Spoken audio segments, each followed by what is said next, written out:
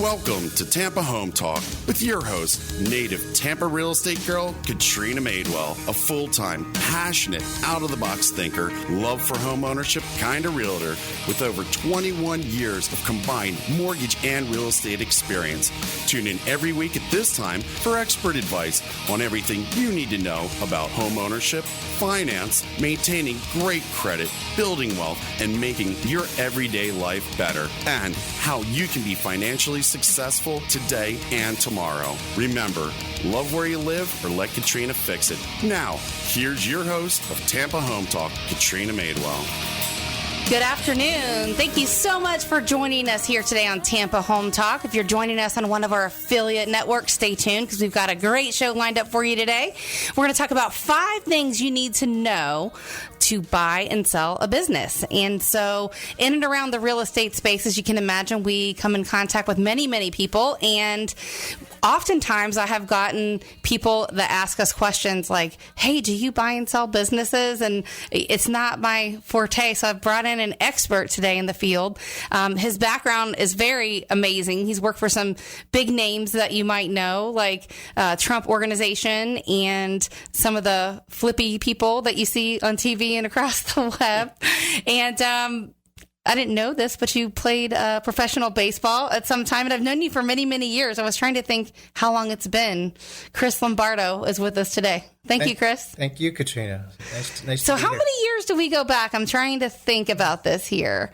I want to say 18 or so. We did our mortgage in 2002, but before that, we knew you briefly. So maybe 14 years. It's been a little while. Yeah. I try to gauge stuff around the time that I have my kids, and I don't think I had my oldest. That's what makes me want to say more than 15. No, I think, yeah, it's got to be around 14 or 15. Yeah.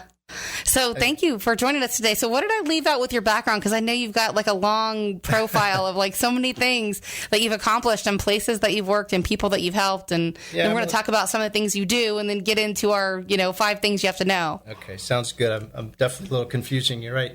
I actually was fortunate enough to be fairly talented in the game of baseball. So that was one of my first jobs. I signed and played a little bit of minor league baseball with the St. Louis Cardinal organization, actually right here at Al Lang Field in downtown St. Pete, quite a while ago. It was in the late 70s, and I was able to glean a lot out of that career. It was a lot of fun. I played in South American leagues as well for a while, so I was able to practice up on my Spanish.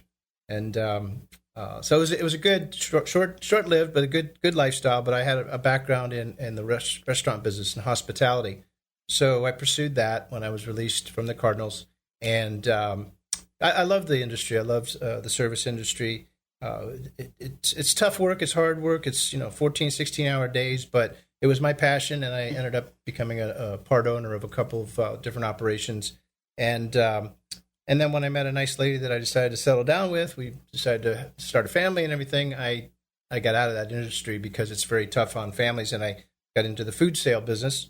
And interestingly enough, I had an opportunity to get in real estate back when I was 18 and didn't take advantage of it because it was my dad trying to get me to do it. So you know how that goes. Nobody wants to listen to their dad when they're 18. Heck no, I knew it already. But he was right. It would have been smart for me to get in then. But I had my own agenda. But as I got out there and got beat up in corporate America a little bit, everybody can relate to that. You get slammed around a little bit. None of the promises come true. If you're in sales, they up the commission structure, change the territory or whatever. There's nothing that you control. So I decided I was going to kind of fertilize that seed he had planted years prior. And I started looking at every book I could find, tapes, went to seminars, tried to really just educate myself as thoroughly as possible about the whole real estate business. Determined to get out of working a job and become an entrepreneur.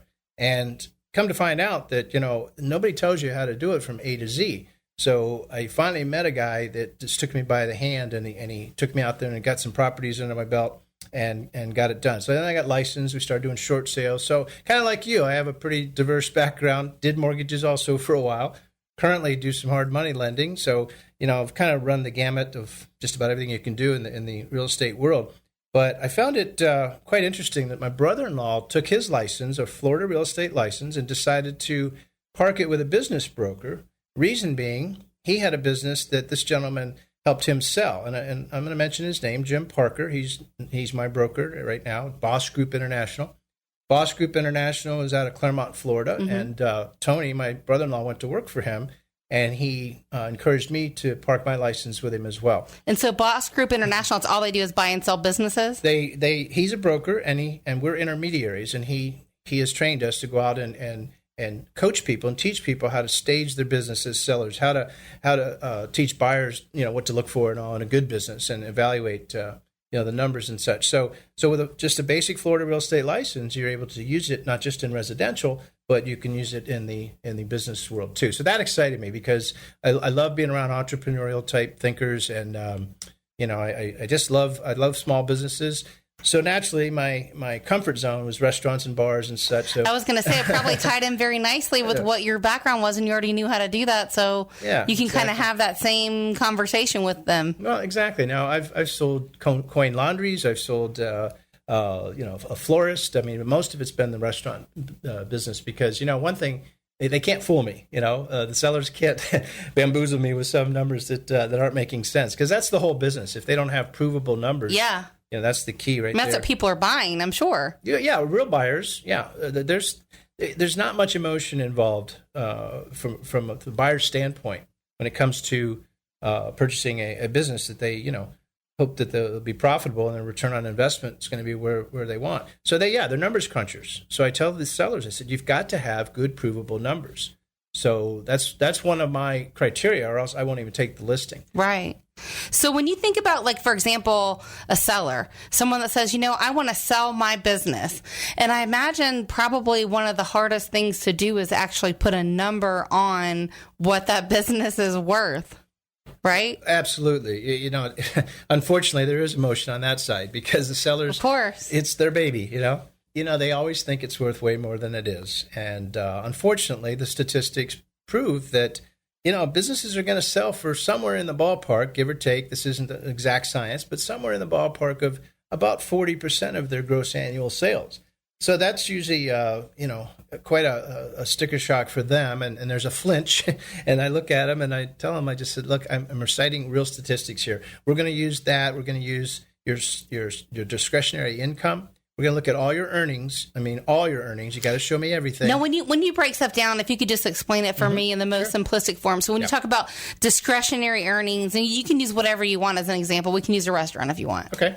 So when you say discretionary earnings, what do you mean by that? Well, for instance, what they show in the tax records is one story sometimes, unfortunately. But nevertheless, I mean, it's a cash business, so we need to see everything. And so they need to open up their books and show us every way they benefit. If they're a corporation, if they're an LLC, rightfully so, the entity sometimes will pay for some of their personal things, and that's just common knowledge, right. It's common practice. But I need to know that because that's called an add back. We can add back in that additional earnings that's not necessarily shown on a P&L. So at first they're a little hesitant, but then I said, well, if we're going to sell your business for anything near what you'd like to get out of it, I need to see it all. Right. I need the whole picture, provable numbers.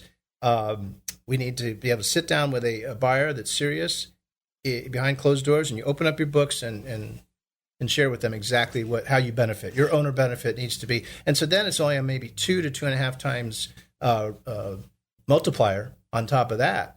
And it usually comes out to a similar number. So are there entities like, for example, in the real estate world for residential, which is what I'm familiar with, we have real estate appraisers that come out and they actually tag or do a valuation on what they feel it's worth, which us as real estate brokers and agents can put an opinion on it also before the appraiser gets there. But is it similar in the business world when they're selling it? It's really our job to value their business for them. We work with them and come up with that number. And, the asking price is one number, of course, and they understand that they're never going to get their asking price, or not never, I shouldn't say never, but right. Typically they're not going to get their full asking price. But they have to, consider some other things. The commission structure is a little different in business brokering too, right. Because we can't just stick a sign outside. We can't advertise it because that'll run off their patrons and their and their employees. So it's a discreet sale, right? Unlike real estate, unless it's a high profile. No open houses. It's a high profile person. They don't want signs either. So you have to know how to market in that type of environment, which is very different. Which we do, and let me share that with you. We call it the NASDAQ of business brokering. We're part of the BBF. The Business Brokers of Florida is an MLS type of system, similar to residential, but it's just businesses. It's not residential. It's really not even commercial buildings per se. It's the business. Right. Now, sometimes the commercial piece comes with it. Roughly, give or take, there's only maybe 10%, maybe 15% of businesses that actually come with real estate. Okay. Most of the time, they're just in a strip mall, and then I would think that number might be higher. So that's very enlightening. Well, so if it's only 10% that has real property that comes with the sale of their business, what are some of the other things that put a valuation on that business? Well, like you hear about question. goodwill and that kind of stuff, like the name that people have around it. That's one of the hardest things to put a price on. Exactly. That's definitely an intangible. So we have to look at the real numbers. Let's crunch the real numbers. And when I tell the story in the MLS, I can spruce it up a little bit. Local loyal following. Busy street. Whatever. I've got to do something to spruce it up to catch their attention, because sometimes the numbers, they just don't look all that great. And unfortunately, a lot of the sellers will come to me at the wrong time. See, now's the time to be thinking about selling your business. Not only now is a great time because the whole economy is changing a little bit, and we've got a lot of investors from other countries. We're a global. We have a global presence. It's called Boss Group International for a reason. There's a database internationally. We have the Florida BBF, and we're on about 6 or 7 other consumer sites as well. So marketing's not an issue. We get it out there, although nobody knows the name of the place until they sign a non-disclosure agreement. So that's what I mean by, we have to stay under the radar. We can't just put signage out and, and advertise it like you would a residence and hold open houses.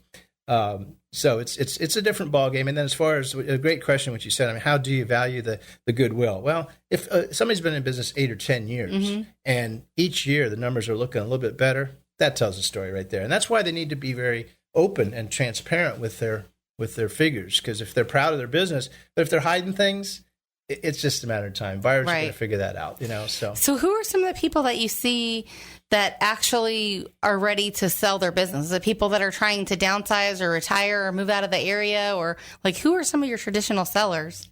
All the above. I mean, there's people that are just burnt out.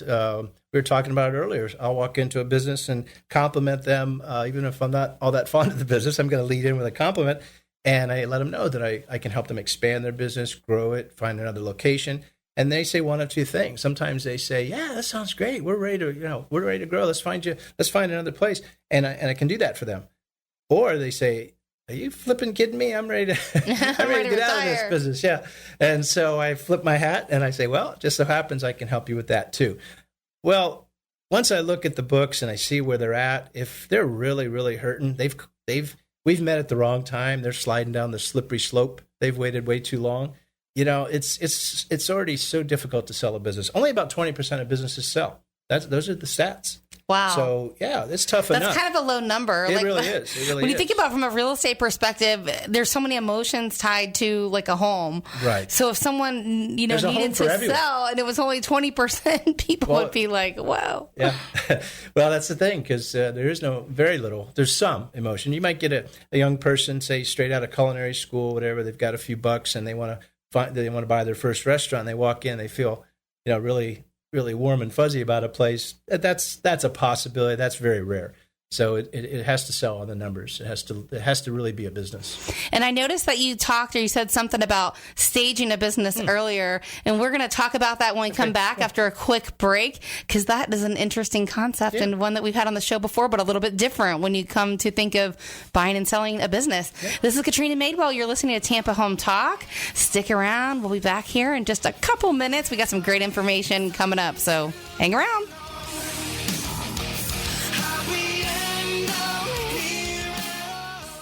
You've heard this before. Interest rates are at all-time record lows. But if your interest rate is 4% or above, you owe it to yourself to call Silverton Mortgage Specialist. Silverton is a direct lender, and the best part about this is that the entire loan process is handled in-house. From application to close, we do it all in the same building, which means that our loans close fast and our clients know what's going on every step of the way. Our contact info is located on TampaHomeTalk.com under Radio Show. What makes Silverton different? products. We offer VA, FHA, USDA, and conventional loans pricing. Best rates with the lowest closing cost. Process everything in-house. It's handled right here and not outsourced to anyone that no one can reach. This way we can avoid surprises. Our people are simply the best, and we know you'll agree. What will closing Silverton Mortgage Specialist mean to you? A smooth process, real home loan value, and personal attention from real professionals. Silverton Mortgage Specialists are here to serve you. Visit TampaHomeTalk.com under Radio Show for all of our contact details. NMLS 109600 is an equal housing lender and Florida and Georgia residential mortgage licensee. Hi, this is Aaron Davis, owner of Hillsborough Title. Hillsborough Title is a local, family-owned title agency here in Tampa Bay. Our service, strength, and knowledge make us different. We've served Tampa Bay area for over 30 years. From Polk County to the Gulf, Pasco to Manatee, Tampa Bay, we've got you covered. Call us at 813-712-8888 or visit us on the web at thebesttitle.com. That's thebesttitle.com. You're buying a house. Congratulations. So while you're worrying about the paperwork, leave the moving part to us. We're Woody & Sons Moving Company, a Florida licensed and insured mover, and we offer same-day written estimates. Plus, no sneaky mileage, stairs, or additional stop fees. All we ask is that you check out our great ratings on Google and Angie's List, then go to woodyandsons.com to learn more. Whether you need a full-service pack and move or some extra hands, at Woody & Sons Moving Company, we move you. Welcome back, and you're listening to Tampa Home Talk. I'm your host, Katrina Madewell. Today we have in studio Chris Lombardo, and we're talking about some of the things you need to know when you buy or sell a business. And so if you're just joining us today for the first time at Tampa Home Talk, the mission of our show is to help the person listening maintain and keep great credit, live within their means, and build wealth. And so my team and I are absolutely passionate about this concept, and I love to bring you people, especially to share on the wealth portion, because I think people get excited about that topic. And so, it's interesting to have something like this because we don't always get a chance to talk about buying and selling a business as one of those off topics. But you mentioned before we took the first break, staging a business to sell. Mm-hmm. So specifically, what do you mean by that? Because I know a lot of people listening, when they think about staging, they're like, oh, come in, reposition furniture, get it all in order. Well, that's kind of part of it. It might be some of that. Yeah, sure. Definitely clean the house, No, absolutely. We definitely want to work on cleanliness in a business. You see the restaurant shows, where they go into those businesses and they're just a mess. And if it's that far gone, nobody's going to want to buy that. The numbers probably are doing the same thing. Right. So you know how people will go into a bathroom of a restaurant, and some people will leave because the bathroom's not clean. So we start there and we tell them, look, let's get things spruced up. Hopefully they haven't called me when they've already, like I said earlier, slipped too far down the slippery slope. Hopefully the business is still doing well, and it is a business and it's profitable. But you walk into for instance, a restaurant or a bar that's got tap beer. If they don't know how to clean the taps and all, it smells yeasty, and you walk in and right away you just know this is not a clean place. So little things like that we bring their attention to because we got to share some tough love with them, So it's curb appeal sometimes, Absolutely. and some people just don't know how to do this. And I've had some awesome guests on my show in the past that kind of just do this. Like they can come into a space and make it all different. Yeah. And so, the average consumer or somebody like me, we would walk in and look at that or call that the vibe. Mm-hmm. When you walk in, what's the vibe of the restaurant? Yes. What's the vibe of the doctor's office? Yes. What's the vibe of the club? A lot of times that can determine if people want to come back or not and how long they want to stay. Absolutely. The attitude, of the employees, if it's a restaurant, the servers, the bartenders, that's all part of that vibe. Like you that's say. huge. Yeah. It is. And you go into because some places, if you get a nasty hostess or someone that doesn't pay attention to you, or I know me personally, I've sat in a restaurant and just sat there and waited. And after about 15 or 20 minutes, I'm pretty patient, but at that point I'll get up and walk out. And then I've had people try and approach me and I'm like, no, it's kind of late now. Well, exactly. And it's something I actually offer just even as an extra service. I tell them my background. If you'd like for me to help, I can tell you right now that you're turning off people right out of the gate. Like you said, the hostess. There's been a few hostesses over the last few years that have turned around, and I'm not behind them anymore because of just what you're saying. They start me off wrong. I turn around and leave. And you know what? They don't have a chance to get me back. So, it's the service, it's the vibe. Like you said, I love that. And that's part of it. Now, as far as the numbers are concerned, we want to see what's the breakdown.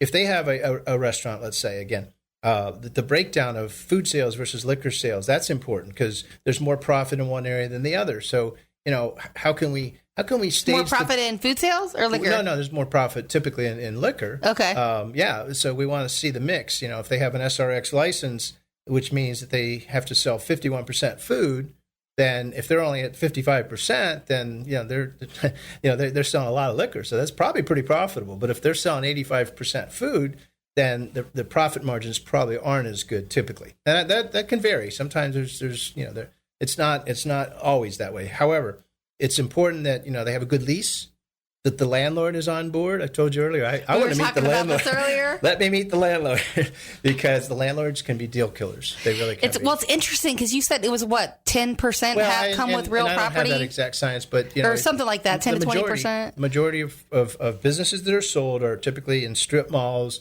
They're connected to other tenants or whatever. So there's that anchor tenant. Now, I was in a strip mall recently where the anchor tenant was gone. The grocery store was gone. Well, that obviously hurt the value of the business. Now, when you say the anchor tenant, you mean the main business in that plaza, right? Like a gigantic box store. So if you have Walmart or one of the big daddies, obviously that's awesome. Yeah. So if those people move out, obviously the smaller businesses would suffer. Well, of course, and in your business, I know you always talk about location. Well, that's certainly also something that we can compare in this industry as well. However, we all know those little mom and pops that are out of the way that we still go to because the food's just fantastic. The vibe is great. The service is great. So, it's not always about the perfect location because let's face it, if you have a massage place, let's say, and Massage Envy or somebody like that comes in right now, in the same mall, if they allow it or right around the corner, I don't care if your location is all that great, they're going to hurt your business. So sometimes it's better to have that unique selling, position. We always talk about that in all businesses. What do we do a little differently? So that's the other thing. I'll work with them on their menu even. We were just in a restaurant where I noticed something that was missing on the menu. I pick apart menus. I can help them in a lot of ways. So I kind of offer a little consultation as well. And that's why I stay in an arena that I'm comfortable in. Like I said, I can sell any kind of business. And it's just a matter of, again, down to the numbers, but I can help a little more in restaurants and bars and that type of course, yeah, because that's your background. Yeah, so buyers, do they ask sometimes, why are they wanting to sell? Do you get that question? Sure. And I tell them, we'll ask the seller. I put it in my listing. I don't put the reason typically unless it's something really, really, just it has to be said. Most of the time I just put in there, ask seller. So that helps me get non-disclosure agreements. I don't share the details of a business and the name of it and the address and all that, of course, until I get a non-disclosure agreement. That's a contract between them and the buyer and Boss Group International, who I represent. And that means, hey, you got to show up with your financials. You have to prove to us you're a real buyer. You have to prove to us that you're not going to say anything about this business, even if you decide you don't want to buy it. That's the number one thing right there. Because I had one person that was represented by someone else that came in at the middle of a lunch rush wanting to talk to the owner about buying their business. Hey, we hear your business is for sale. That's just a huge no-no. And that can really be detrimental to the business owner. So, yeah, that's key. But you nailed it. We want to make sure that they're a real buyer. They're not just looky-loos, tire kickers, as we all call them. Right. So I vet them out and make sure that they're serious. And then we go out and set up a meeting with the owner typically. Now, I'm curious, when businesses sell, like we've been talking about restaurant, for example, so we'll just stick to that same scenario. The owners, do they typically stay around for a while afterward? And what's the percentage of businesses that fail if the owner's not around after they sell? Great question. Part of the challenge of selling a business comes with the name. If it's Joe's place, and Joe's gone, and Joe was known for being the guy to hang with. Joe. Yeah, that hurts the business tremendously. So I usually get Joe to stay around as long as possible and keep the regulars coming back, and then he kind of slides out. But it's all negotiable, but typically the seller will stay about 2 weeks for no pay. And that's part of what I get out of them right when I get the listing. We at least stay around 2 weeks. And they usually agree to that. But then if they... And that's to kind of help them get the flow, right, of what's going to happen. Licensing taken care of and get all the employees, massaged, if you will, and so forth. And it's got to be a nice, easy transition. And then I tell the buyer, I said, now, if I were you, I'd keep them on board for a little while and offer them a little pay. Stay around for another month or so. That would make sense, yeah. And a lot of times the seller's great with that. Yeah, I don't mind I'll making stay for a while on payroll. At least I know I don't have all the responsibility. How do the employees usually act? Like, how do they react to a business that's being sold? Because I imagine they're probably not told till the end, right? Yeah, and that's the thing. Every business is different, but it comes back to basically your hiring practices. If you have people on board that feel a part of something, and they've all done a good job, and the owner has treated them well, then he's just got to make them feel comfortable that the next person coming along. And a lot of times the sellers dictate that to me. I need a buyer that's a lot like me. I need a buyer that's going to keep my employees. It's going to that kind of is discussed in all the negotiations. And most savvy sellers realize that that's the way to go to help that next person become successful too. Let's have a nice, easy transition. Here's the employees I'd recommend keeping. Here's a few that you might, right? And they can have that conversation behind closed doors because it's real, yeah. But a non-disclosure needs to be signed first. So all the sellers out there, they're even considering right now maybe putting their business up for sale. I hope they glean something from this because they need to be in the right place. The business has to be doing the right numbers. It's a great time to be selling now because of all the buyers. There's a lot of northern in general, right? Population up there that's had to deal with another winter. We get a lot of calls in the early spring. Find me a business. This is the last winter I'm spending in wherever. Yes. So they're coming down. We have foreign investors coming over on the different visa programs that our United States provides for them to come and own a business. Keep Americans working. Bring your cash. We love to have your cash. We'll take your money. Bring it on. Absolutely. Bring it on. And we'll get you hooked up in a business and help you, have some sort of a citizenship status. Now, talking about before we hop into that, when we're talking about for example, the restaurant we were using, does any inventory or whatever come with the business, and does that have a lot to do with what the valuation is going to be? Like, for example, a restaurant's going to have a lot of very expensive kitchen equipment that another business isn't necessarily going to have. Excellent question, and again, negotiable. But typically, when I talk to my sellers, I ask them first, how much inventory do you have? And they get confused because really, inventory is what you're selling. Okay, so inventory is your tangible produce, items you can touch. Your beer and wine. How much do you have on hand right now? So that's one number. The other stuff that you had mentioned is what we call FF&E. It's furniture, fixtures, and equipment. So how much of that? How many lamps and benches and chairs and tables, and how much of that do you have? What's that value? Because that's going to come with. You can't take that. You don't have. There's no business here if you take all that. Right. So what's the value of that? So that's another number. So, and then there's basically the leasehold improvements. How much work did you do to right? In commercial, they have to do a build out, so the whole inside exactly. they're Tile, going to make it paint, or whatever they made, made it to look nice, like the one we were just in. We had the beautiful travertine floor. Right. So that owner's going to be challenging because he's going to want to recover all that. He's got some skin in the game. He put a lot of money in that place. So that's tougher business to sell. Now, do you find that most businesses, whether it's a restaurant or another type of business, do you find that they're always very systematic in the way they do things? Like, do they have a detailed checklist and systems and how things are handled? Or is that a lot of maybe some of the things that you help bring to the table that makes the business more sellable? Yeah, that's a great point. Years ago when I was in the restaurant, early part of my restaurant career, I worked for an independent for 4 years. And there was nowhere for me to go. The owner was the general manager or part owner. So I went to the main owner, and he said, you should go into one of these chains, like so somebody that has a system. So they're more apt to have the systems in place that are transferable. You can hand some, for instance, let's just use McDonald's as an example. I'm pretty sure I can whip you up a better hamburger. It tastes better than a McDonald's hamburger. Right. Like tonight. You probably can too. But they have such a system in place that's teachable, transferable. It's predictable. The consumer knows what they're going to get when you order a hamburger or a cheeseburger at McDonald's. Exactly. Yeah, years ago, Holiday Inn, I think, had the great line, the best surprise is no surprise. So those types of places, but the independent, a lot of times I'll come in and I'll ask that. and they have nothing. There's no training. I can walk into the waiter station or whether it be, even a dry cleaner. If they have rules and regulations and everything's printed up nice and here, do it this way. That tells me a lot. Well, that's what I was thinking. There's this great Italian place I love to eat at in Tampa. It's been there for years.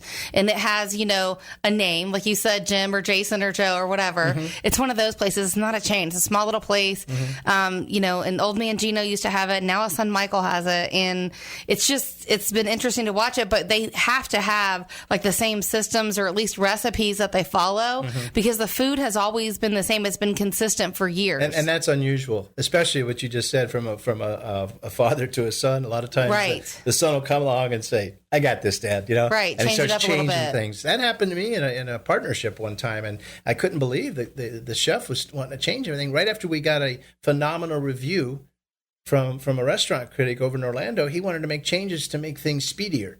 I said, no, we're not fast food. That's one of the things he enjoyed about it. So people want to make changes sometimes for the wrong reason, thinking they know better. But like you said, a nice proven place. I think subtle changes are okay, but I would imagine you have to have some type of systems in place if you're going to sell a business, especially if the owner is the background and the backbone of the business, and they're not going to be there anymore. You have to basically make it saleable in some way or another. Exactly, and the buyers will come along and be much more impressed with that type of thing, where the numbers look good, things are in place, they know they're not going to have to reinvent the wheel, the owner's willing to stay around a while, and so that all adds to the right. Well, we're going to take a quick break, but when we come back, we're going to dive in a little bit deeper on some of the stuff that you talked about with regards to the visas and some of the international buyers that we're seeing buying some of these things. And then we'll talk about some of the wacky businesses that you've seen that you've actually sold in the past. Okay. This is Katrina Madewell. You're listening to Tampa Home Talk. You can find us pretty much everywhere across the web, Facebook, Twitter, and all of our shows are available on a podcast. We'll be back in just a minute. You can take it, there's a way you can escape it. Hi, this is Aaron Davis, owner of Hillsborough Title. Hillsborough Title is a local family-owned title agency here in Tampa Bay. Our service, strength, and knowledge make us different.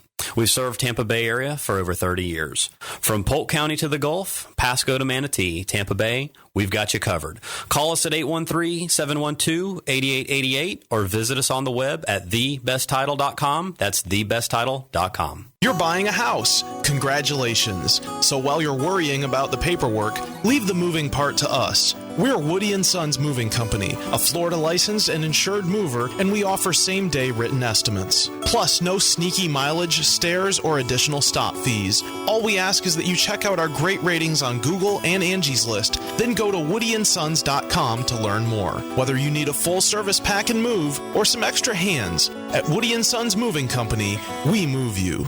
You've heard this before. Interest rates are at all-time record lows. But if your interest rate is 4% or above, you owe it to yourself to call Silverton Mortgage Specialist. Silverton is a direct lender, and the best part about this is that the entire loan process is handled in-house. From application to close, we do it all in the same building, which means that our loans close fast and our clients know what's going on every step of the way. Our contact info is located on TampaHomeTalk.com under Radio Show. What makes Silverton different?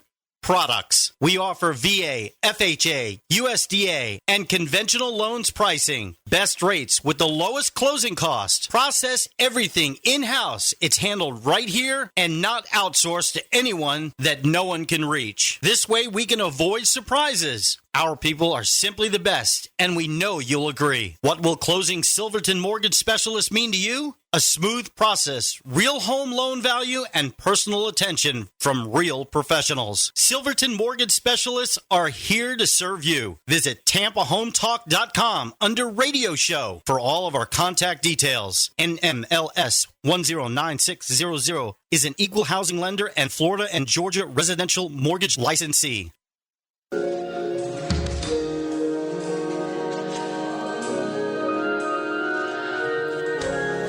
Welcome back. This is your host, Katrina Madewell, and you're listening to Tampa Home Talk. Fantastic show today with Mr. Chris Lombardo, talking all about things you need to know to buy or sell a business, some of the frequently asked questions that you get in and around the space and in the world of selling businesses. And so I know we touched on it a little bit last segment, but you were talking about some of the buyers that you're seeing now are basically international buyers.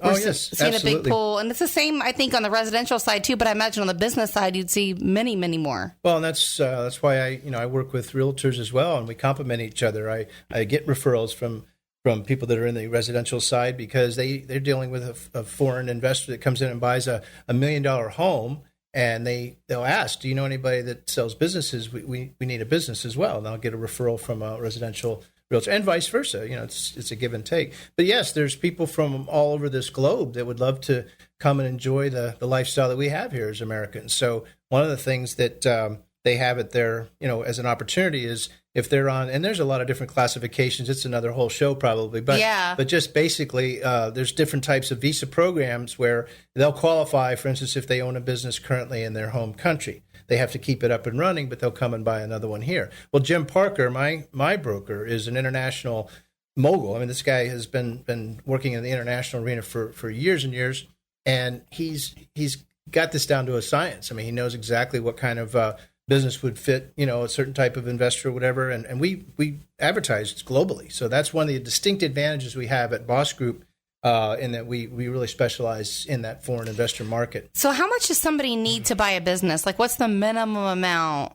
If someone says, hey, I just have a little bit of cash, well, what kind of business can you sell for a small amount, and what does that range look like? That kind of segues into what we talked about a minute ago, kind of wacky, crazy businesses. I've sold $31,000 businesses and still had an $8,000 commission on it because we have to make some money, and it's just as much work to sell that. And that was a little coin laundry. And some people think they're little cash cows. Well, you need 4 or 5 coin laundries to be a real business owner. You buy one coin laundry or one little small deli, or you're working your tail off because you're working in your business. Right. What I like to see is a guy or a gal come in, a couple come into the United States and they'll say, we want 5, find me 5 restaurants, find me 5 coin laundries, whatever. Now that's a little more challenging, but that makes more sense because that's a real business owner mentality. That's not someone that just wants one location where they're going to be working their tail off. So it's interesting how it could be as low as $30,000. Mm-hmm. And some people come in on what they call an EB-5 visa, which means they have to have $500,000 or more. And they park their money for maybe 6 years or more on a big development. Mm-hmm. And they get a very paltry return on their money, but they become citizens a little quicker. And they actually get citizenship. So, do you see people actually that start businesses here that are a lot of the foreign nationals, and they sell or try to get into a different business or move or go back to? Well, to come here on certain kinds of visas, they have to come to buy the business. So if they come here on their own, they've done their own, they've gotten their own citizenship status or whatever. Then that certainly happens. But our biggest pool of buyers are people from the north. I mean, seriously, that's their last winter they're spending there, and they're calling us in the spring, find me a business. They have a pizza place. I can think of a couple clients like that now that will probably do whatever just to get out of the snow. Oh, it's been a rough couple winters here these last couple, and it's improved on our business for sure. Yeah. So they come in and they go, hey, I've got $50,000, find me a business. Mm-hmm. I've got a small little restaurant right now for $69,000, and I can tell you right now that someone came with an offer of $50,000, he'd probably consider it. So, and what is something like that? What's their gross revenues like? Well, not much. Okay. Yeah, I mean, the margins are thin in the restaurant business. So that's the kind of person I'd like to see them, maybe get on with some partners and buy 2 or 3, so they really become business owners. But you asked earlier, I mean, as far as what comes with it and everything, but they're getting inventory. They're getting the furniture, fixtures, and equipment. They're getting the clientele, the following of 8 or 10 years of someone in business. So that's stuff that's in it. It's an intangible as far as that client base, but there is some value there. It's just hard to place a real number. Now, do you guys value stuff like online reviews and Yelp and stuff like that? If someone's got a ton of those and their reviews are good, because I imagine that's a big part of it too. You know what? We don't, and let me share. That's actually a great segue in the type of broker that I work for. We, as you well know, in real estate, there's different kinds of brokerages. We're a transactional broker, so we represent the transaction. So the buyer, it's on them to do their own due diligence. So once I present the numbers from the seller, that's basically my job. I present the numbers. I get the information from the seller in front of the buyer, and then I tell the buyer, once you decide to take some action, then if you're you're going to write a contract, we'll have contingencies in there, but it's up to you to do the due diligence. So they start researching all those sites. They start coming in and they want to scrunch the numbers, and they want to sit down with the accountant, the landlord, and such. So it's a process. And they probably talk to the seller, too, to find out, like you said, why do they want to sell? Yeah, at that point. They probably ask a lot of questions about some of the numbers in the business. Sure. And they have the right to. I mean, they're buying a business, so they need to know all those particulars. And that's when it happens, but not until they sign that non-disclosure and they promise to keep everything, under the cone of silence, if you will. How long after someone buys a business or sinks, $50,000, $80,000, $100,000 into buying a business, how long does it usually take them to break even? Well, most buyers are looking for, somewhere 3 years or less that they want their money back. So that's another gauge. So if you go back to what we talked about earlier and we look at how are we going to price this business? Well, if let's say a business is actually showing sellers discretionary earnings of, say, $100,000. The multiplier is typically 2 to 2.5 times. So, if you're pricing it right, then you're going to get buyers lined up. But if you're at 4 times, 5 times, then they're gonna go right by, and we're just going to be sitting on the BBF MLS for forever and ever. Because most businesses take 6 to 12 months to sell. That's a good question. That's a good answer too. Like, how long does it take to sell a business? It does. It takes a little time because there's a lot of opportunities. There's a lot of businesses for sale. Again, the statistics are a bit daunting. I mean, only 20% sell, and they're selling at 40% of gross sales. So, right. As long as they understand that. So, let's give like a real life example. We were talking about, like, let's say any type of business has $100,000 a year in gross revenue, and then let's say their expenses are, what would be realistic? $50,000, $75,000 in expenses. Okay. Is that right? Well, it depends. It would depend on the business, but yeah, a restaurant might even be higher. Okay. Yeah. So let's say they have $75,000 in expenses, so they're clearing roughly $25,000 after they pay their employees and they pay everything. A business like that would expect to sell for how much, or does it depend on what other tangible grand. things? For 50? Yeah, it's not a set mathematical equation here, but roughly about $50,000. Okay. Probably at best. So yeah. I bet you have this war with the business owners that want to sell their business on what they feel it's worth, and it's challenging where they land. Sometimes, and I won't take the listing if they're not reasonable. When I first started, I went out and took everything I could get, and I wasted a lot of time. It became like a time vampire, Right. And you're spending way too much time trying to convince buyers this is a good business, and they're sitting there telling you, no, it's not. So Now I go out and I get real listings, good businesses, and I'm very, very picky because I'm not there to list their business. What I'm there to do, it's a little bit different. As you know, there's people that go out and just list homes and properties, and that's their specialty, and that's fine. But in the business world, at least the way we work at Boss Group, I'm there to sell their business. I'm going to find you the buyer because I want both sides of the equation. The commission structure is a lot different for all of you residential real estate agents out there. I mean, we start at 12%. Right. So, because we have to sell it under the radar, we have to be very discreet. It's challenging.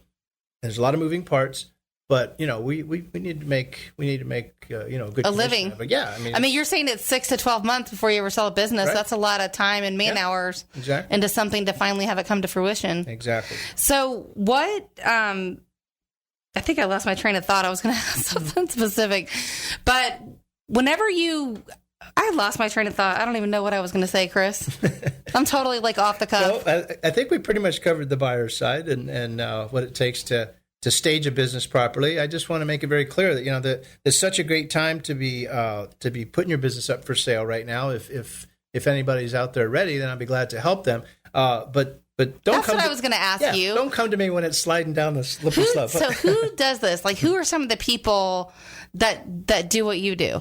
Are they people that were working in the commercial real estate side and kind of transition, or do you see a little bit of everything? That. Excellent question. Actually, business owners. Business owners are great candidates. I'm looking to grow this whole Tampa Bay area. I'm in charge over here, so they could contact me. And a business owner that just sold their business and they have some money for reserves, because they know they're probably not going to sell anything for 6 months. Sometimes it happens faster than that. But like last week, I got a listing on a restaurant. I've shown it to a very serious buyer in less than 7 days. So that could happen really quick. You never know. But those are the averages. But business owners are great. They're great business brokers. Because they know what it takes. They've been through it, so they know how to do it. They can go in and out of businesses. They don't have to just stay in the same place all the time. But real estate agents that are already licensed, because it does require a license, that are tired of being in the residential world, they could contact me. And if they decide they want to shift over into the business brokerage world, then I'll train them, and Jim will help train them, and get them up and running. So, and I know we're going to do another whole show on this in a couple of weeks, where we're going to talk all about like investment properties and what you need to know about investment properties and the different types of investment properties and how you make money on investment properties, all the things that people want to know. And we're going to take a real quick break. So we're going to talk about that after the break. But when we come back, we're going to talk about some of the things that you do, because this is not all you do. You do a little bit of that side also, which they kind of go hand in hand sometimes. Well, I'm an entrepreneur builder. That's what I like to help people, get out from the drudgery of their job or whatever. So, yeah. Well, this is Katrina Madewell. You're listening to Tampa Home Talk. I'm here today with Chris Lombardo. He's with Boss Group International, talking all about things you need to know to buy and sell a business. We'll be back in just a minute for the last part of our show, so stick around.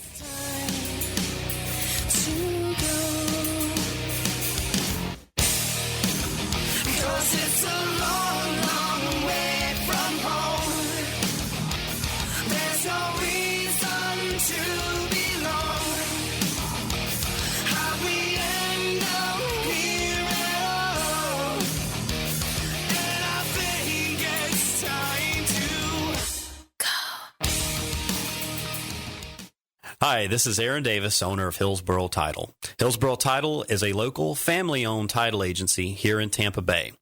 Our service, strength, and knowledge make us different. We've served Tampa Bay area for over 30 years. From Polk County to the Gulf, Pasco to Manatee, Tampa Bay, we've got you covered. Call us at 813-712-8888 or visit us on the web at thebesttitle.com. That's thebesttitle.com. You're buying a house. Congratulations. So while you're worrying about the paperwork, leave the moving part to us. We're Woody & Sons Moving Company, a Florida licensed and insured mover, and we offer same-day written estimates. Plus, no sneaky mileage, stairs, or additional stop fees. All we ask is that you check out our great ratings on Google and Angie's List, then go to woodyandsons.com to learn more. Whether you need a full-service pack and move or some extra hands, at Woody & Sons Moving Company, we move you.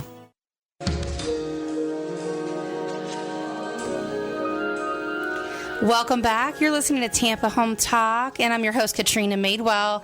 If you're catching us on one of our other Starcom network stations, stay tuned, because we always have some great information for you no matter where you live.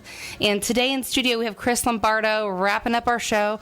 We have been having an excellent conversation of things people would need to know to buy and sell a business. And sometimes your job is the prep work too, right? To help people get there. Because sometimes I imagine when they call you to sell a business, they're not always ready. Exactly. Sometimes I'll get a call and they'll say, well, what's the process? And I start, and it's important that they understand the process, because it could be down in Bradenton. I cover Bradenton and Sarasota area as well. So, I want to make sure that we're on the same page before I go taking that long ride or whatever. But they just don't have a clue sometimes. And I'll get people calling me when I say, well, how long have you had your business? Oh, 6 months now. 6 months? That's not a business yet. I want to hear 3-4 years. You should be asking them at least what their profits are, Chris. Yeah, well, no, I mean, let's face it. I mean, there's some times where people have to sell. I mean, there's some things happen in their life and they need to move. I said, well, then obviously we're going to have to discount this and move it quickly. Unless you're in a place where you could, if you don't need all the cash right now, I highly recommend you owner finance a new business owner. How does that work? Oh man, that's the best, because you're basically sending a message. I'm not needy, because if you don't pay me on my note, then I'll take the business back. So you finance someone. Now there's a lot more people with $50,000 than there are with $250,000. Right. So if you're willing to finance, a major chunk of it, or even a portion of it, it helps. It increases the pool of buyers. Gotcha. So they put a little bit into it, and they pay the seller. Yeah, we'd create a note. We'd create a note for them, and they'd be paying a note, and that can be negotiable. So for 3 years usually, a little longer? About 3 years typically. But sometimes I'll suggest to them, and they'll take it from there. But they'll say to the seller, well, can you at least wait till the 6th month for my first payment? So let me get up and running. So that's a great negotiating tool.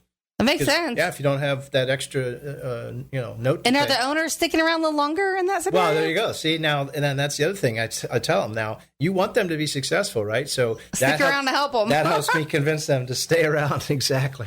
That makes sense to me. So you also offer, this is something, well, it's not really new to you because you've been doing it for a long time, but your company is new.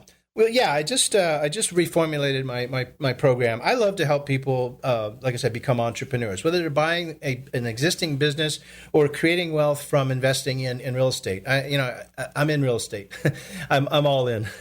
And I help, I've worked for some of the major organizations that do seminars, some of the people on television, flip this, flip that, flip open your wallet, we'll take all your money. So, I'm out there trying to help people get out there and get a piece of the action, buy a nice little rental property, maybe just tie up a property and wholesale it to an investor that's got cash. So I help people in that arena as well. And sometimes it goes hand in hand.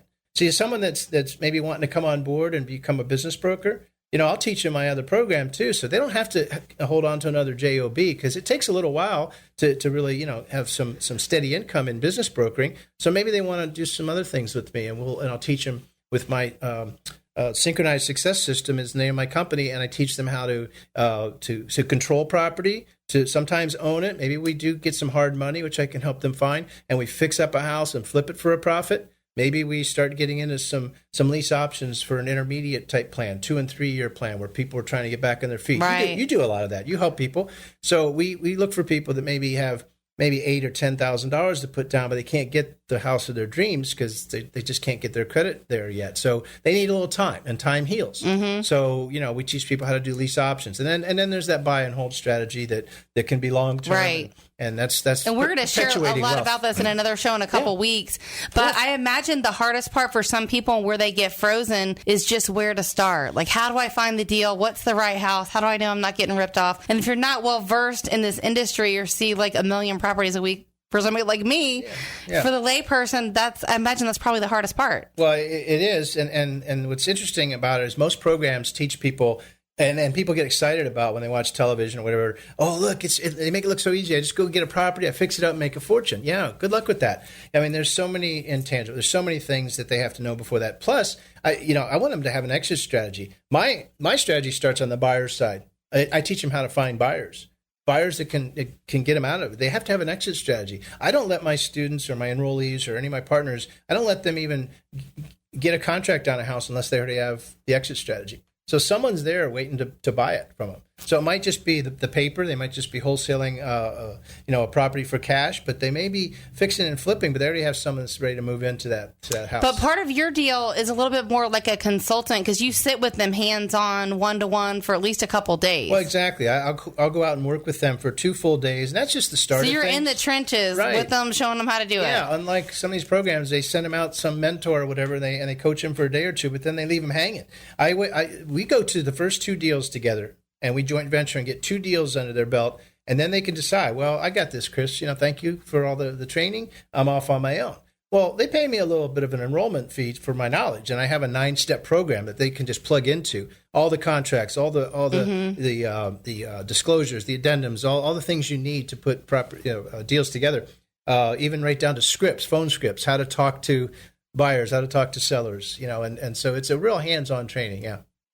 So, and we're definitely going to post your information on our website at TampaHomeTalk.com. And so if you want to get a hold of Chris, if you have a business to buy or sell, or you're interested in getting more information about his system, we're going to post his phone number, his website, and how to reach him on TampaHomeTalk.com. You can also reach out to us. Our number is 813-936-2302. Again, you can reach us at our office, 813-936-2302, and we'll connect you with Chris Lombardo on how to buy and sell a business, or any one of our guests. 813-936-2302. You're listening to Tampa Home Talk. You can catch us here same time, same place next week, where we'll be off to bring you another guest at a different day and time. Thank you so much for joining us today. If you missed any part of our show, you can catch it on a podcast. We're also across the web on Facebook and Twitter. Just search for us at Tampa Home Talk. For this week, we're out.